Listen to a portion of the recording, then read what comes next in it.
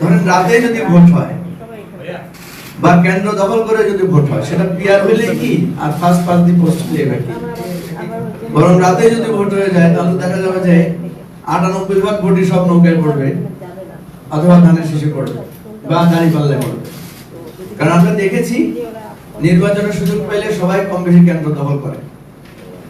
এই জন্য আমি একই সুরে বলতে চাই যে নির্বাচন পদ্ধতি যত না গুরুত্বপূর্ণ, তার চাইতে বড় গুরুত্বপূর্ণ হচ্ছে আমরা গণতান্ত্রিক সংস্কৃতিতে আমাদের একটা সুষ্ঠু নির্বাচন আমরা কতটুকু নিশ্চিত করতে পারছি। দেখেন, পৃথিবীর কোথাও তত্ত্বাবধায়ক সরকার নাই। আমরা এমন একটা জাতি, আমাদেরকে তত্ত্বাবধায়ক সরকার অধীনে নির্বাচন করতে হচ্ছে। তো সুতরাং আমরা এখনো পারছি না যে আমরা একটা স্বাধীন নির্বাচন কমিশনের অধীনে কোন একটা দলীয় সরকারের অধীনে নির্বাচন দিতে। সুতরাং এই আলোচনাগুলো আমি যেটা মনে করি আলোচনার জন্য ভালো। এতে আমরা আস্তে আস্তে শিক্ষিত হব, আস্তে আস্তে আমাদের জ্ঞানগর্ভ বিতর্ক বাড়বে, কিন্তু এক্সিকিউশনের জায়গাটা খুব কঠিন। আমরা দলীয়ভাবে আমরা নিজেরাও পিআর এর পক্ষে, কিন্তু এক্সিকিউশনের জায়গায় এসে আমরা ঐকমত্য কমিশনে একমত হয়েছি যে এই মুহূর্তে এই নিম্নকক্ষে পিআর আমাদের জন্য খুব বেশি প্রযোজ্য হবে না। সেক্ষেত্রে এতটুকু হতে পারে যে উচ্চকক্ষে যদি পিআরটা হয় তাহলে একটা ব্যালেন্সড হবে। তো আমরা কিন্তু এবি পার্টি এই জন্য আমাদের পজিশন হচ্ছে আমরা একটা মিক্সড পিআর এর পক্ষে। যদি একটা হাউস থাকে, বাইক্যামেরাল না হয়, একটা হাউস থাকলে সেখানে 200 আসন হতে পারে ফার্স্ট পাস দি পোস্ট আর 100 আসন হতে পারে পিআর। অথবা যদি 400 আসন হয় 300 আসন হবে। আমাদের যারা পিআর এর পক্ষে বা পিআর এর বিপক্ষে, আমি অবাক হই, যেমন ধরে নিলাম যে বিএনপি হচ্ছে পিআর এর বিপক্ষে, কিন্তু পিআর এর তো কিছু ভালো দিক আছে, কিন্তু বিএনপি সব খারাপ গুলাই বলবে, ভালোর একটাও বলবে না। আবার জামাত হচ্ছে পিআর এর পক্ষে, সে এমন ভাবে পিআর এর পক্ষে বলবে মনে হচ্ছে যেন পিআর হচ্ছে আরবের খুরমা খাজুর, এটা ছাড়া আর বাংলাদেশে আর কোনো সমস্যা নাই। অথচ দুইটা এখানে ডক্টর মামুন যেটা লিখেছেন, উনি কিন্তু একটা ব্যালেন্সড আলোচনা তুলেছেন। এখানে কিন্তু দুইটা সিস্টেমেরই ভালো দিক খারাপ দিক আছে। যদি সেটা না হতো তাহলে পৃথিবীতে বিভিন্ন জায়গায় কেন ফার্স্ট পাস দি পোস্ট থেকে পিআর এ কনভার্ট করেছে, আবার কেন কোথাও কোথাও পিআর থেকে আবার তারা পূর্বের জায়গায় ফিরে গেছে। আমরা দেখি পৃথিবীর বহু জায়গা আছে তারা পিআর নিয়ে খুব ভালো আছে।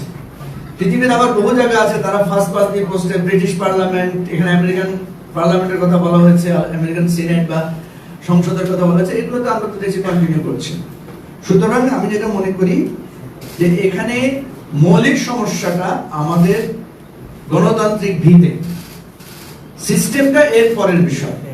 সুতরাং সিস্টেমে যদি আমরা এখনই যেতে চাই, আমি আবারও বলছি এখনই সিস্টেমে যাওয়ার প্রস্তুতি আমাদের নাই। এখনই যদি আমরা সিস্টেম চেঞ্জ করতে চাই তাহলে এতটুকু হতে পারে যে আমরা একটা মিক্স করতে পারি। সেক্ষেত্রে নিম্নকক্ষে ফার্স্ট পাস দি পোস্ট এবং উচ্চকক্ষে পিআর, এটা হচ্ছে এখন আমাদের জন্য সবচেয়ে সহজ সমাধান। বিএনপি এটাতে রাজি হলে আমাদের অনেক সমস্যার সমাধান হয়ে যায়। অদ্ভুত ঘটনা, আমাদের দেশে অনেকে বলে যে পিআর এটা আবার কি জিনিস, অথচ আমাদের দেশে পিআর চালু হওয়ার অনেক আগ থেকে। যেমন আমাদের সংসদে যে 50টা নারী আসন, এটা তো ডিস্ট্রিবিউটেড হয় পিআর এর ভিত্তিতে, এবং সেই পিআরটা হচ্ছে সিটের পিআর। আমরা চাচ্ছি যে এটা সিটের পিআর হিসেবে নারীরাও নিজেদেরকে অসম্মানিত মনে করছেন এবং এটার মিসইউজ হচ্ছে। এটা প্রপারলি এটার কোনো ফিডব্যাক, ভালো ফিডব্যাক আমরা পাচ্ছি না। সেই জায়গা থেকে আমরা বলছি যে অন্তত উচ্চকক্ষে যদি পিআরটা থাকে, এখানে উচ্চকক্ষের ক্ষমতা খুবই সীমিত বলা হয়েছে, এটা সত্য কথা। আমাদের মধ্যে অত্যন্ত প্রবীণ এবং প্রাজ্ঞ, যদিও প্রবীণ বলে রাগ করেন কিনা, কারণ চেহারা নায়কের মতো এখনো স্মার্ট ওনার লোক, তো বয়স হয়েছে ওনার। আমি মনে করি যে এই জিনিসগুলো আমাদেরকে দেখতে হবে এবং আমরা কিছুটা নিজের দলীয় বৃত্তের বাইরে এসে যুক্তির কাছে করে আমরা করতে পারবো। এখানে থ্রেশহোল্ডের কথা বলেছেন জাকারিয়া ভাই।